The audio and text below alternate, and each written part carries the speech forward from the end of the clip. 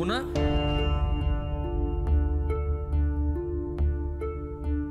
অহনা, অহনা,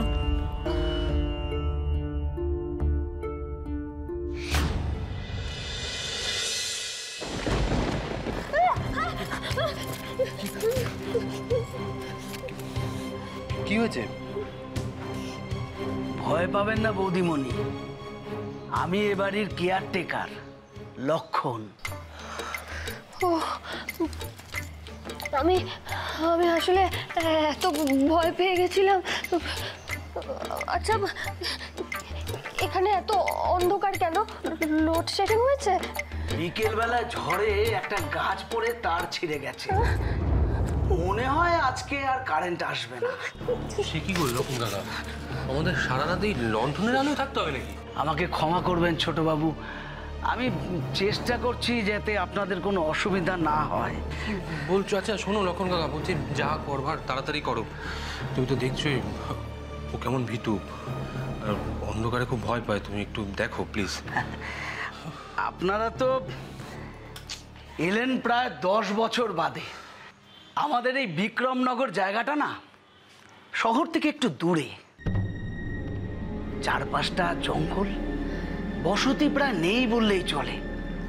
কিন্তু দিনের বেলাটা কিন্তু সম্পূর্ণ আলাদা। আকাশটা ফর্সা হতে দিন, তখন আপনাদের জমি জায়গা বাড়িঘর দেখে একেবারে তাক লেগে যাবে।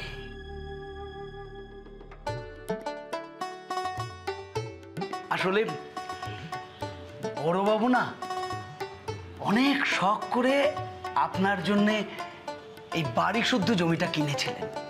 কার জন্যে? আপনার জন্যে। কেন? উন্নত মানে চাষ করবার জন্য। সে কি, শেষমেশ আমি এখানে এসে চাষবাস করবো নাকি? স্ট্রেঞ্জ। বাবা যে কেন আমাকে এখানে পাঠালো সেটা বাবাই জানেন। আর সব কিছু হয়েছে না তোমার জন্য অহনা। আমার জন্য? হ্যাঁ তোমার জন্য। কেন? আমি আবার কি করলাম? তুমি জেদ করলে তাই, বুঝতে পারছো না তাই তো? আচ্ছা দাদা তো মরিশাস যাওয়ার জন্য আবার ব্যবস্থা করে দিয়েছিল, তা তুমি আগ বাড়িয়ে না বলতে গেলে কেন? ও আমি না বুঝতে পারিনি তোমার ওখানে যাওয়ার ইচ্ছে ছিল। তবে আমার মনে হয় তোমার এই জায়গাটাও ভালো লাগবে। জায়গাটা কি সুন্দর, একটা শান্তির পরিবেশ রয়েছে।